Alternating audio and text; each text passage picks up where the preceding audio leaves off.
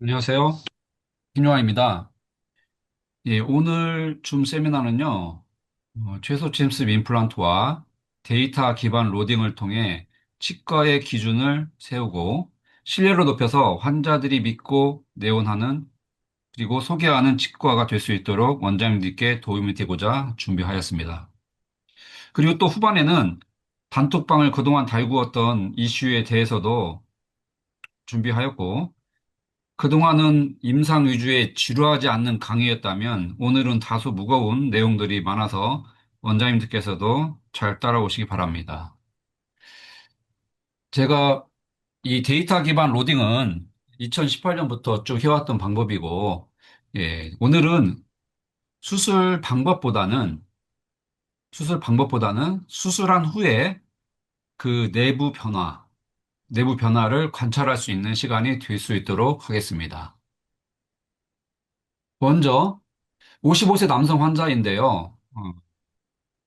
젊은 나이에도 불구하고 식사를 할 수 없어서 내원을 했던 환자입니다. 내원 당일날 통법대로 가이드핀을 꽂고 이렇게 식립을 하였으며, 예, 이렇게 순서대로 식립하였고요.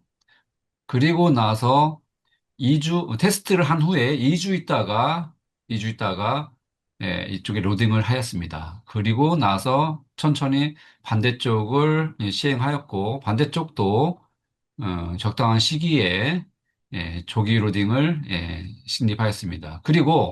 그리고 나서 지금은 어, 이 단계에서 무엇을 하였냐면 이 환자가 정출이 되어서 고경이 너무 높아서 예, 이쪽 26번을 엔도를 하였고 그리고 나머지 삭제를 해서 고경을 낮추는 작업을 하였습니다. 그리고 나서 추정 보초까지 예, 진행된 모습입니다. 예. 자, 이제 본격적으로 로딩에 대해서 얘기를 하겠습니다. 로딩은요, 로딩 타임이 있고 로딩 방법이 있습니다. 타임은 우리 원장님 잘 아시다시피 이미디어트 로딩, 얼리 로딩, 컨벤셔널 로딩, 딜레이 로딩이 있습니다. 오늘 특별히 다룰 수 있는 내용은 이미디어트 로딩과 얼리 로딩이 되겠습니다. 그리고 방법에서는 프로그레시브 로딩 중에서도 프로그레시브 로딩, 그리고 프로그레시브 로딩, 그리고 마지막 파이널 로딩까지 이렇게 다루겠습니다. 자, 과거에는 조직편을 잘라서 예, 내부를 관찰하였고 또는 리버스 토크 테스트를 해서 얼마나 골화가 잘 되어 있는지를 확인하였습니다. 하지만 지금은 현재 추세대로 테스트에서도 넌 인베이시브 테스트를 하고 있죠. 저는 페리오 테스트와 애니체크 그리고 오스텔 비콘 세 가지 테스트를 전부 하고 있고요. 2018년부터 해왔고, 이를 통해서 임플란트 스테빌리티와 본 덴서티, 그리고 본 고라가 되는 과정들을 관찰할 수 있었습니다. 그것도 시간별로. 그리고 기타, 이니셜 토크 밸류도 있을 것 같고, 그다음에 임상 테스트에서는 바이팅 테스트, 퍼쿠션. 오늘은 바이팅 테스트를 많이 얘기하겠습니다. 그리고 방사능 검사 등이 있겠습니다. 이게 그림에서 보는 것은 페루 테스트입니다. 페루 테스트는 이렇게 때려서 이런 마이너스 수치가 나올수록 좋고요. 플러스가 나오면 안 좋습니다. 자, 그리고 이건 애니체크고요. 자, 그 다음에 제가 가장 신뢰하고 가장 많이 사용하고 있는 오스테 비콘입니다. 이 오스테 멘토고요. 예. 이 그래프는 많이 보셨죠? 이 그래프는 많이 보셨고, 지금 검정색으로 표시되어 있는 거는 투피스 본네벨 임플란트 기준입니다. 이 기준보다, 매지코어는, 포스트 커프가 있기 때문에 좀 더 상향 조정을 해야 될 것 같습니다. 하향 조정을 할 수 있을 것 같습니다. 자, 아이스 측정 위한 스마트 패그가 있는데 스마트 패그는 자석이라고 생각하면 됩니다. 저희가 네로 테스트를 하기 위해서 50번이 필요하고요. 그 다음에 레귤라 4.0, 5.0, 6.5까지는 38번이었는데 지금은 95번이 많이 나오고 있죠. 38번 사용했을 때보다 95번 사용 때는 수치가 10% 정도 증가된다고 생각하시면 됩니다. 또한 제조사에서는 스마트팩을 일회용으로 사용하기를 권고하지만 예, 가격도 비싸고 뭐 한 번 쓰고 버리기는 아까우니까 재사용이 가능하다고 저는 생각하고 있어요. 또한 자성을 잃지 않기 위해서 서로 다른 용기. 예를 들어서 다이소 같은 거, 다이소 같은 거 가시면 약통 있잖아요. 약통에 135칩으로 거리두기해서 보관하면 되겠습니다. 그리고 오토클레이브 소독하시면 자성을 잃기 때문에 화학적 소독 추천합니다. 자, 테스트는 가장 크게 발주 즉 식립과 힐드리지에서 이게 적용될 수 있을 것 같습니다. 발주 식립에서는 일단 세컨더리 본힐링 과정이죠. 그래서 식립 직후 측정을 하시고요. 식립 직후 측정하시고 나서 연조직 치유를 관찰한 다음에 1개월 단위로 측정을 하겠습니다. 수치는요, 협설 근원심에서 이 두 자릿수로 이렇게 기록을 하게 됩니다. 또한 프레임리스에서는요, 힐드리치에서는 프라이머리 본힐링 과정을 우리가 정량화된 수치로 알 수 있습니다. 이때는 식립 직후와 2주와 4주와 1개월까지 이런 식으로 단위 측정이 필요한데 왜 이런 식으로 측정하는지는 스테빌리티 유무를 확인하기 위해서입니다. 마찬가지로 두 자리 숫자로 이렇게 기록하게 됩니다. 자, 이거는 넘어가고요. 예. 자, 제가, 제가 그동안 테스트를 한 결과, 세운 기준인데요. 싱글일 경우에 대구치에서 아까 38번 기준 60 이상이면, IQ 수치가 60 이상이면 퓨전 보철을 하게 됩니다. 그리고 그 50에서 59 정도면 점진적 부하를 하시고, 프로그레스 로딩 하시고, 50 이하면 1개월로 다시 체크한 다음에 위와 같은 과정을 밟아 나갑니다. 만약에 두 개 이상이면 50, 두 개 이상 임플란트면 50 이상일 때 최종 보철, 그리고 이와 같이 하시고, 가장 중요한 건 이겁니다. 뭐냐면, 우리가 테스트를 할 때 측정값이 터무니없이 낮게 나올 수가 있습니다. 어떤 경우냐? 연질 고릴 때, 그 다음에 골폭이 좁은 경우, 커프가 긴 경우에는 우리가 원하는 수치가 안 나올 수 있습니다. 하지만 여기서 폴스 네거티브를 우리는 알아야 됩니다. 예를 들어서 3.0, 3.5에 커프가 긴 매직코어를 식립했을 때 수치가 40이 안 될 수가 있습니다. 40이 안 된다고 해서 예를 들어 38, 39, 이 정도 나왔는데 하염없이 기다리기보다는 그때는 최종 보철을 해도 됩니다. 이걸 폴스 네거티브라고 합니다. 또한 측정값이 높게 나올 수 있는 경우는 언제냐? 경질골일 때, 그 다음에 골폭이 넓은 경우, 커프가 짧은 경우입니다. 하지만 이때도 포지티브가 있습니다. 예를 들어서 상악동 잔증골 2mm 이하에서 저희가 6.0, 6.5를 식립했는데 수치가 70이 나와요. 이때 무턱대고 최종 보철을 하면 낭패를 보게 됩니다. 이때는 폴스 포지티브로 간주하고 프로그레시브 로딩을 하셔야 합니다. 자, 그래서 제가 이제 ISQ가 따른 싱글일 때는 위와 같이 수치가 나올 때 최종 보철을 하고요. 그 다음에 두 개 이상일 때는 프로그레스 로딩을 이 수치에서 저는 하고 있습니다. 자, 가장 중요한 거는 우리 원장님이 언제 즉시 부하하고, 그러니까 언제 이미디트 로딩하고, 언제 얼리 로딩을 할 수 있느냐. 이 가능 여부 판단이죠. 예. 이거에 대해서 간략하게 설명하겠습니다. 왜냐하면, 저는 항상 하루라도 빨리 환자들이 제대로 된 식사를 할 수 있게 하기 위한 그 방법, 하기 위해서 이 테스트를 하고 있습니다. 앞에 보여준 환자가 항상 올 때마다 그 얘기를 합니다. 자기 인생을 완전히 바꿔놨다고. 예. 그래서 굉장히 저도 보람된다고 생각하고 있습니다. 자, 즉시 로딩은요, 이미트 로딩은 기준은 이렇게 쭉 있는데 무엇보다도 원장님들은 경험이 굉장히 중요합니다. 경험이 굉장히 중요하고 간략적으로 기준은 이 정도 있습니다. 이미디어트 로딩은요, 2주 이내 임시 또는 최종 보철입니다. 큐트 보내서 유리하고요. 피틀링, 핏 임플란테이션 하는 게 좋겠죠. 그 다음에 2개 이상은 스플린팅 하고 길이는 9mm 이상이었으면 좋겠고, 초기 심리 토크 값은 30에서 35뉴턴 이상이어야 될 것 같고요. 자, 만약에 제가 예를 들어서 즉시 부활하고 싶으면 식리 직후 리버스 토크에서 15뉴트에 저항하는지를 확인하는 게 좋을 것 같습니다. ICQ 값은 이 정도로 나왔으면 되겠고요. 자, 즉시 부활을 해서는 안 되는 경우 파라 펑션이죠. 예, 파라 펑션 있는 경우 이갈이나 이악 물구가 있는 경우에는 즉시 부활하면 낭패를 봅니다. 이때는 조기 부하나 프로그레스 로딩을 통해서 골질 개선이 필요합니다. 네. 이제 중요한 거는 조기 부하죠. 즉시 부하는 원장님들이 상당히 어려워하는 경우도 많기 때문에 조기 부하는 어느 정도 안정된, 어느 정도 알고 들어가는, 로딩이 들어가는 상황이기 때문에 조기 부하 가능력 판단이 더 중요하다고 생각합니다. 조기 부하는요, 우리가 스트라우만에서 정립을 했죠. 6주 로딩. 6주 이내의 로딩을 우리는 조기 부하라고 얼리 로딩이라고 할 수 있겠습니다. 자, 이때에는 가장 중요한 건 무엇이냐? 스테빌리티 딥이 있느냐, 없느냐. 스테빌리티 딥이 왔느냐, 없느냐가 가장 중요한 기준이라고 생각합니다. 자, 우리가 이 곡선 많이 보셨죠? 예, 수라만에서 만들었던 곡선입니다.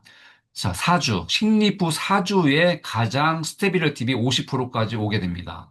이 스테빌리티 딥이 오냐, 안 오냐를 뭐로 판단하냐? 예, 저는 데이터로 통해서 판단하게 됩니다.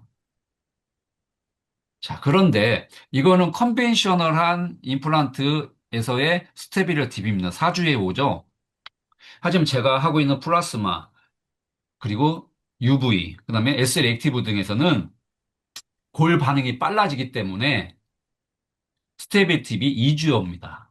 2주에 옵니다. 2주에 오는데 심지어는 아주 감소된 상황에서의 스테빌 팁이 오게 됩니다.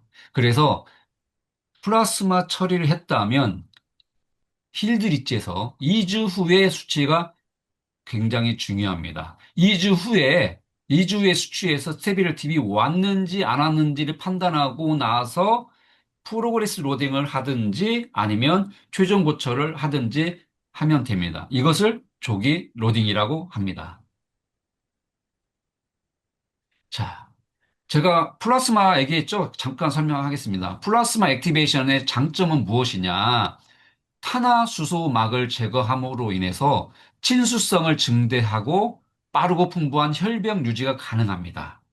자, 예를 들어서 발주직 신입에서요, 빠른 콘택 오스테오제네시스가 가능해서 예, 자발적인 굴령성이 더 빠르게 일어나게 하는 것입니다. 또 하나, 매직코어는요, 매직커프가 있죠. 매직커프에 묻어있는 불순물 또는 탄화수막을 제거함으로 인해서 연조직 치유 능력도 증대하게 됩니다.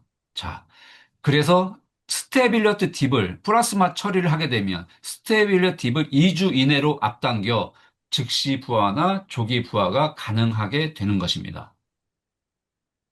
자, 스테빌리티 팁이 매직코에서 적은 이유는 무엇이냐? 일단 2000rpm 이상의 하이스피드를 쓰게 됩니다. 또는 관통형의 트랩핀 벌을 쓰기 때문에 아우토마틱 드릴링이 가능하고요.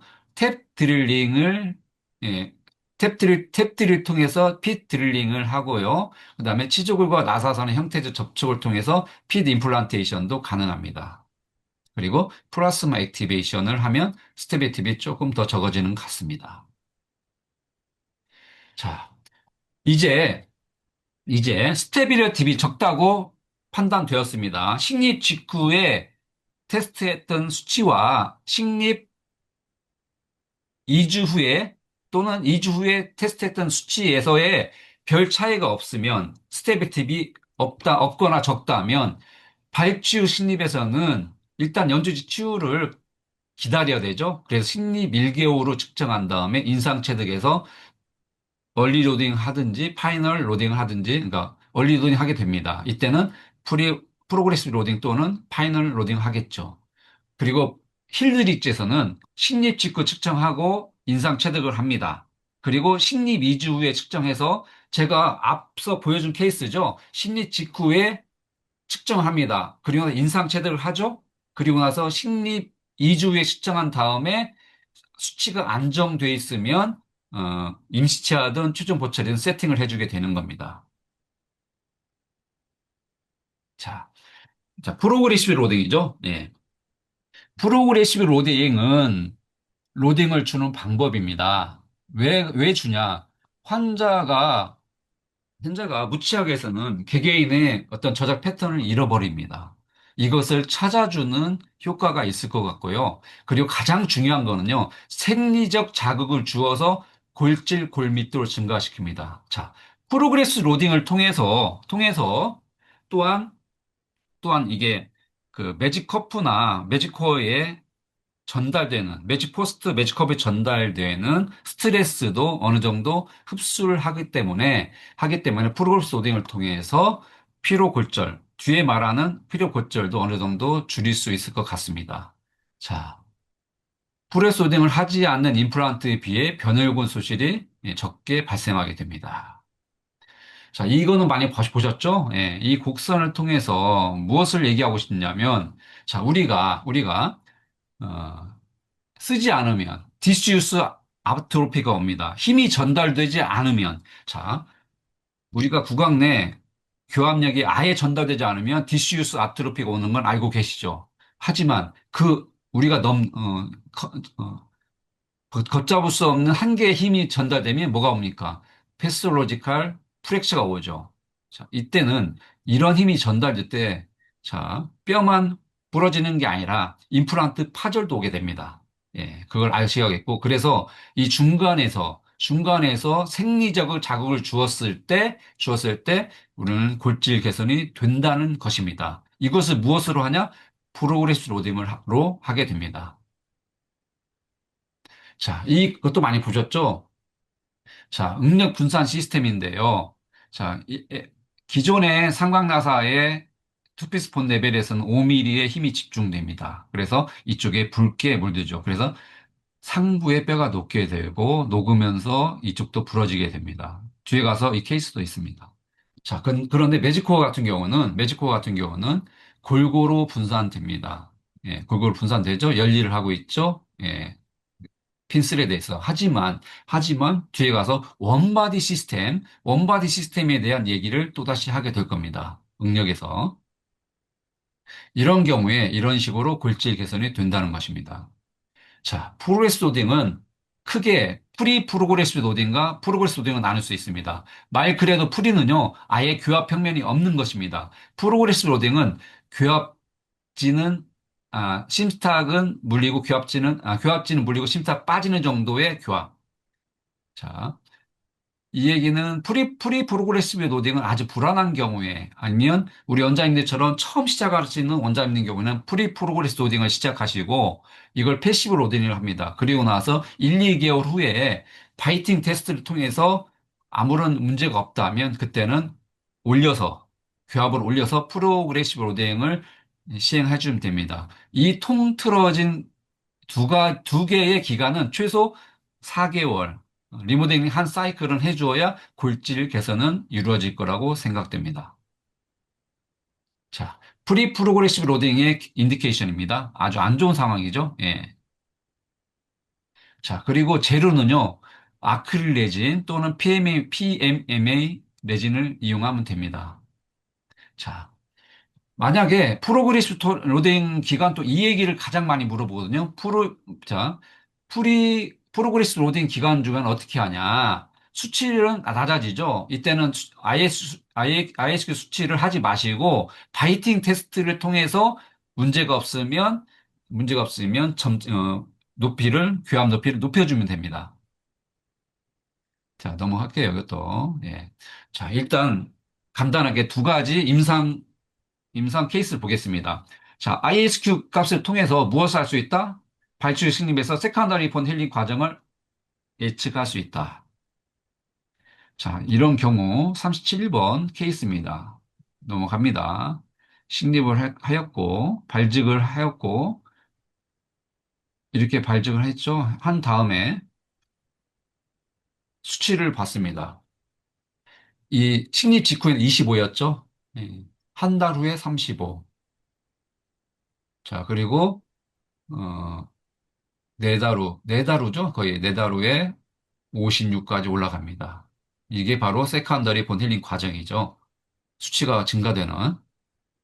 자, 이 경우도 마찬가지죠. 이 경우는 우리가 파노라마를 통해서는 5개월, 4개월까지 우리가 과정을 알 수가 없어요. 짐작하기 어렵죠. 하지만 수치를 통한다면 우리가 예측을 할 수 있는 거죠. 세컨더리 본힐링 과정을. 또한 CT를 통해서도 우리가 알 수가 있죠. 자, 그래서 4.5개월, 4개월 후에 추정 보초를 해서 완성했다는 겁니다. 우리가 정상 치유 과정은 수치 증가를 통해 알 수 있죠. 하지만 가장 중요한 거는 다음 케이스입니다. 자, 무엇을 알 수 있냐? IS 값을 통해서 파이브로 인테그레이션 유무를 알 수 있다. 무슨 얘기냐면 정상적인 치유 과정은 우리가 수치의 증가를 통해서 알 수 있지만 정상적으로 겉으로 정상적으로 치유가 되고 있는 것 같은데 안에서는 파이브로 인테그레이션 됐다는 겁니다. 이걸 어떻게 예측할 수 있는지 한번 보겠습니다. 자, 이 환자는 34, 35 발치유 식립 케이스입니다. 자, 34, 35입니다. 그래서 34는 4.5 13mm 식립하였고 35는요 4.5 11mm 식립하였습니다. 그리고 나서 한 달 후에 한 달 후에 잇몸 치유 과정이 양호하게 식립되었고요. 그리고 고정도 육안으로 보이는 고정도 좋았습니다. 하지만 수치는 달랐습니다. 어떻게 달랐냐? 식립 직후에 수치가 다 좋았습니다. IST, 페리오테스트, ISQ. 이때도 ISQ 좋았죠. 35번. 하지만 한 달 후에 34번은 그대로 유지가 됐지만 35번은요, 많이 떨어졌죠. 이게 바로 스테비를 DB 온 거예요. 자, 그런데 두 달 후에 34번도 같이 떨어졌습니다. 그리고 35번은 더 안 좋아졌죠. 자, 이때는 저는 파이브로 인테그레이션이라고 판단되어서 교체를 해야겠다고 생각했습니다.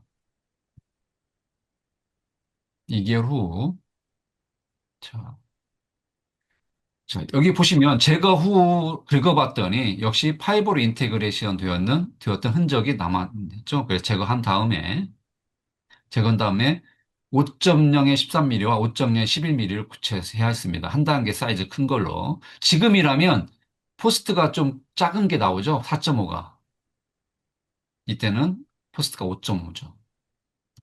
자, 식립한 다음에 수치를 확인하겠습니다. 자, 이때, 이때 안 좋아서 교체를 했죠. 자, 34번 경우는 ISQ가 63, 61이었습니다. 자, 그 다음에 35번은 고정이 약하니까 역시 ISQ가 41, 41로 낮아졌죠. 자, 그리고 한 달 후에는 어때요? 좋아지고 있죠. 수치가. 스테비팁이 오지 않았습니다. 한 달 후에 더 좋아졌죠. 예, 그래서 인상 체득해서 저는 프로그레스 로딩에 들어갔습니다. 로딩 한 다음에, 예, 추정 보초까지 갔던 케이스입니다. 자, 그리고 추정 보초할 때 봤더니 ISQ가 66, 60까지 올라갔고요. 35는 65, 66까지 올라갔습니다. 예, 추정 보까지 했습니다. 예, 예, 여기까지고요. 앞서 말했듯이 제가 단톡방을 달구었던 이슈에 대해서 이제 한 5분에서 6분 동안 간략하게 한번 설명을 해드리겠습니다. 제가 뭐 변명하겠다는 얘기 아니고 제가 아는 만큼, 그리고 우리 원장님들도 어느 정도 재료에 대해서 알아야 하기 때문에 그리고 어떻게 하면 이거를 피로 고절을 조금이라도 막을 수 있을지 그거에 대해 얘기를 하겠습니다. 그러기 위해서는 취성과 피로골절을 알아야 됩니다. 자, 취성이라는 거는 말 그대로 브리틀리스죠. 취성 파괴는요, 재료가 소성 변형을 거의 하지 않고 급작스럽게 파괴되는 현상입니다. 예를 들어서 유리가 있고요, 도자기가 있고요, 콘크리트가 있습니다. 자, 이에 대비어, 반대어가 아니라 대비되는 말이 있습니다. 소성, 연성이 있습니다. 얘네들은 부러지지 않지만 재료가 변하는 상황입니다. 이걸 비가역적으로 변하는 겁니다. 그리고 우리가 인성이라는 터프니스가 있어요. 이건 뭐냐면 파괴 전에 얼마나 많은 에너지를 흡수할 수 있는지를 말하는 거고요. 강성은요, 파괴까지 견딜 수 있는 최대의 힘입니다. 자, 그렇다면, 자, 취성을 약화시키고 인성과 강성을 증가시키면 되겠죠. 예. 예를 들어서, 예를 들어서 투피스 본nep에 제가 했던 임플란트입니다. 여기 보시면 뭔가 이상하죠? 상황 이상하죠? 흔들려서 왔는데 열어봤더니 부러졌습니다. 이게 바로 취성을 통한 스트레스 프랙처, 피로 골절이 일어난 상황이죠. 이런 상황은 우리 원장님들도 투피스 본nep에서는 굉장히 많이 마주치죠. 왜 이랬냐? 크레스탈 본너스, 페리 임플란타이티스가 발생했죠. 그러니 힘이 여기 뼈가 지지가 안 되니까 이쪽에 힘이 집중되다 보니까 당연히 여기서 문제가 발생하게 되는 것입니다. 자, 앞서 말했듯이 취성을 감소시키고 인성과 강도를 향상시키는 방법은 무엇이냐? 우리가 예를 들어서 타이타늄이 있습니다. 타이타늄이나 금속이 있어요. 금속을 가열합니다. 그리고 급냉시켜요. 그러면 표면의 압축 응력을 만들어서 균열이 퍼지는 것을 억제합니다. 자, 그래서 우리가 강화된 타이타늄 그레이드 4입니다. 지금 우리가 우리 원장님들이 쓰시고 있는 타이타늄 그레이드 4 SLA가 바로 강화된 타이탄 그레이드 4 SL입니다. 자, 그러면 두 번째 방법. 이제는 처리가 아니라, 표면의 어떤 처리가 아니라 아예 합금을 섞습니다. 알루미늄과 바나듐 등을 합금하여 섞어서 취성을 감소시키고 인성과 강도를 향상시킵니다. 이것이 뭐냐? 타이타늄 그레이드 5의 ELI입니다. 이렇게 두 가지 취성을 감소시키고 인성과 강도를 향상시키는 방법 등입니다. 자, 피로 골절을 감소시키기 위해서는 어떻게 해야 되냐? 자, 매직코어와 같은 원바디 임플란트의 응력 전달을 우리 원장님들이 이해해야 됩니다.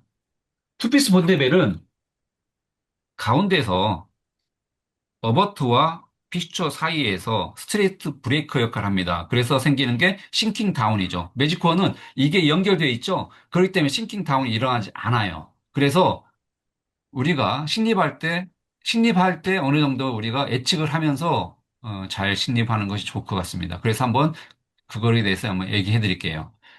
예를 들어서 타이타늄 그레이드 5 익스트라 로우 인터스티셔실이죠. 네, 금속의 미세 조직과 인성 및 강성을 개선합니다. 자, 그래서 타이탄 그레이드 5가 훨씬 조금 더 타이탄 그레이드 4에 비해서 강하다는 거죠. 하지만 이거는 물리적 얘기만 하는 거고 또 골반응의 여러 가지 반응에서는 또 다르죠, 서로. 자, 그 다음에 두 번째, 식리시 과도한 토크를 50뉴튼 이상으로 조절하라고 했죠, 이하로. 자, 우리가 토크 조절이 있죠, 토크 조절. 토크 조절을 한 번 꺾을 때 90도 이내로 조작을 해야 됩니다. 90도 이내로만 조작해야 되지. 자, 50뉴튼 이하더라도 90도 이상을 90도 이상으로 조작한다면, 자, 매직 커프나 포스트에 뭐가 발생합니다? 비틀림이 발생합니다. 그렇게 되면 스트레스가 여기에 적용되고 또한 피로골절이 오게 됩니다. 자, 그렇다면 피로골절은 무엇이냐? 피로골절은요, 예를 들어서 아시는 바와 같이 골절이라는 거는 어떤 백이라는 힘이 전달될 때 부러진다고 했을 때 한 번에 백이 전달돼서 부러지는 것은 골절입니다. 하지만 100이 아니라 낮은 숫자가 여러 번 겹쳐서 100이 넘었을 때, 예를 들어서 1이 100번이 전달될 때 100이 넘었을 때 우리는 부러지는 걸 우리는 피로골절이라고 합니다. 자, 또 누프 하드니스는 어느 정도 이해합니다. 당연히 PFM에 비해서 지르코니아가 누프 하드니스가 높다는 건 알고 있죠. 예를 들어서 싱글 레이어에서는 3배, 멀티 레이어에서는 2배 정도 높습니다. 이런 경우에는 환자를 방치하지 마시고 여러 번 불려서 교합 조정을 하셔야 되고요.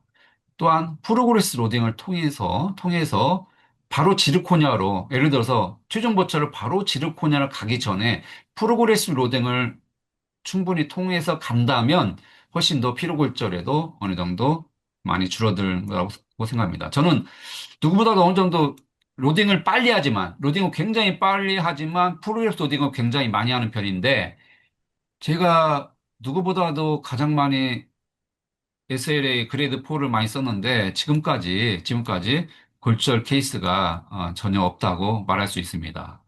하지만 뭐 제가 뭐 원장님들보다 잘 신는다 보다는 저도 뼈 중심으로 많이 신고 있고요. 하지만 제가 하고 있는 거는 지금의 연주 이해와 이런 어떤 로딩 방법을 통해서 테스트 통해서 하다 보니까 조금씩 줄어드는 것 같습니다. 거의 아니 제로에 수렴하는 것 같습니다. 그리고 대합치와의 관계 또는 심리 위치, 구강 압습관 등을 고려해서 가능하면 볼철 중심 임플란트로 식립을 하셔야 하고, 만약에 뼈 중심 임플란트로 식립하게 된다면, 그때도 뭐하라? 프로소딩을 하는 것이 좋을 것 같습니다. 그리고 예를 들어서, 우리가 속옷이 싱글을 식립할 때, 타이타늄 그레이드 5는 과거에 4.0, 4.5를 싱글일 때는 식립해도 될 것 같은데, 만약에 불안하시다면, 지금 우리가 타이탄 그레이드 4에는요, 직경 5.0에 포스트 4.5가 나오기 때문에 발치를 신입에서는 이거를 자주 쓰는 것도 방법일 수가 있습니다.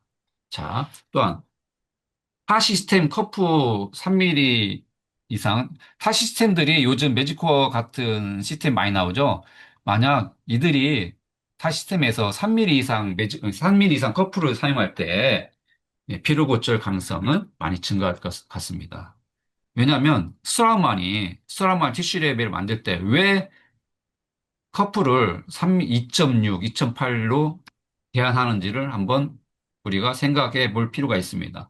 자, 오늘은 여기까지고요. 우리 원장님들이 매직콜 하면서 불안한 거는 제가 불안을 이해합니다. 하니까 타이타늄 그레이드 5와 타이탄 그레이드 4를 적절하게 식립하시고 중간중간에 어떤 테스트를 통해서 우리 원장님들이 프로소딩 또는 다른 많은 것들을 준다면 어, 어떤 피로골절이 더 이상 오지 않는 임플란트 생활을 할 수 있을 거라고 믿고 오늘 이 강의를 마치겠습니다.